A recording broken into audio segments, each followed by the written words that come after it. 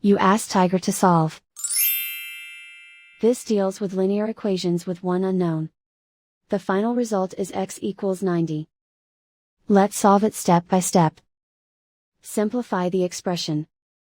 Find the greatest common factor of the numerator and denominator. Factor out and cancel the greatest common factor. Swap sides. Isolate the x. Multiply both sides by 200. Group like terms. Multiply the coefficients. Simplify the fraction. Multiply the fractions. Simplify the arithmetic. And so the final result is x equals 90.